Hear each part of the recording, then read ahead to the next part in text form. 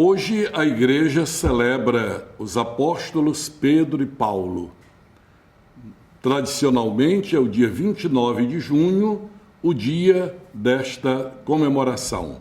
Mas como no Brasil não é mais um dia feriado, então a igreja, para facilitar aos fiéis a participação na missa, transfere para o domingo mais próximo a celebração desses grandes apóstolos que são as colunas da igreja. E eu resolvi hoje lhes contar uma história que não está na Bíblia, mas que é muito ilustrativa, tanto para compreendermos a atitude de São Pedro, como também para tirarmos lições da nossa vida cristã nos dias atuais. Conta-se que no auge da perseguição de Nero, os cristãos começaram a morrer em massa, porque inventaram que eles tinham incendiado Roma. Tinha sido Nero, mas ele queria se livrar, colocou a culpa nos cristãos, dizendo que eles eram ateus porque não acreditavam nos deuses, só acreditavam num Deus chamado Jesus. Pois bem, no auge da perseguição, muitos morrendo, outros procurando refúgio em outro canto, disseram a Pedro: Pedro, tu és o nosso chefe, nós precisamos de ti, precisamos de alguém que conviveu com Jesus, que pode nos dizer a palavra de Jesus.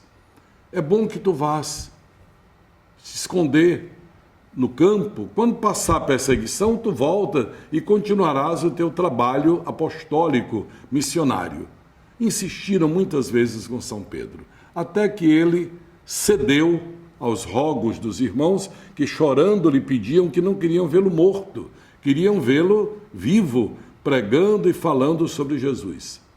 E acontece que quando Pedro ia na chamada Via Ápia, que é uma das principais estradas de Roma, quando ele ia ali, de repente ele viu uma luz e distinguiu a pessoa de Jesus que vinha ao encontro dele. E ele perguntou: Quo vadis, Domine? Para onde vais, Senhor? E Jesus lhe respondeu: Pedro, eu volto para Roma para ser crucificado outra vez. Pedro entendeu muito bem a mensagem. O lugar dele era Roma. Volta para Roma, vai viver com os irmãos perseguidos, vai ser preso, vai ser morto na colina do Vaticano, onde hoje está o seu túmulo e sobre o qual se ergue a grande Basílica de São Pedro. E ali, então, Pedro é crucificado, inclusive, na hora da crucifixão ele diz: eu não mereço morrer como meu mestre, me crucifiquem de cabeça para baixo. E morre assim. Dá o testemunho de Jesus com a coragem da fé, da humildade. Antes, quando Pedro confiava só em si, ele caiu, negou Jesus. Agora ele sabia que ele era um homem frágil, precisava da força de Deus, então ele volta confiado que a graça de Deus o sustentará, também no martírio, e o sustentou. O que isso nos diz hoje, diante de tantas propostas religiosas, diante de tantas tentações de abandonarmos o caminho duro da fé, atrás de propostas fáceis, atrás de resultados imediatos, atrás de promessas fictícias? São tentações fortes, porque nos prometem coisas maravilhosas agora. E o que Jesus diz? Eu volto para Roma para ser crucificado outra vez.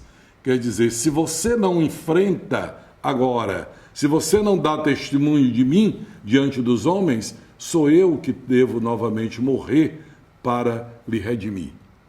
Então, nessa festa dos grandes apóstolos, Pedro e Paulo, que foi o grande apóstolo dos gentios, que deu testemunho de Jesus por tantos lugares, fundou tantas comunidades e morreu sendo decapitado, cortada a sua cabeça, porque ele, como cidadão romano, a lei não permitia a humilhação da morte na cruz. E assim, por caminhos diversos, Pedro e Paulo construíram a Igreja de Cristo, regaram com seu sangue o solo da Igreja de Roma, que se tornou a igreja referencial para toda a cristandade. Não por ser a cidade do império, mas por ter sido regada com o sangue dos apóstolos, Pedro e Paulo, colunas da igreja. E hoje a nossa igreja nos convida a rezar pelo nosso Papa Francisco, que é o sucessor de Pedro. Ele é o sucessor de Pedro. Se nós buscarmos de Francisco até Pedro, nós vamos encontrar 262 papas, bispos de Roma, numa linha ininterrupta até hoje, uma sucessão apostólica nesta igreja que é a cabeça de todas as igrejas. Rezemos pelo nosso Papa Francisco, tão contestado por aqueles que estão incomodados com o seu ensinamento e, sobretudo, com a sua posição em relação aos pobres, com a sua posição de despojamento, de simplicidade, que não quer um trono, quer uma bacia e uma toalha para enxugar os pés dos mais humildes e sofredores. Um Papa que deseja que a igreja seja sempre mais uma igreja missionária, não uma igreja parada de grandes cerimônias e celebrações para a televisão, mas uma igreja em saída, à procura dos mais afastados, dos mais carentes. Rezemos por ele diariamente, para que Deus lhe dê a saúde, a força e a firmeza da fé, a fim de nos confirmar na fé dos apóstolos.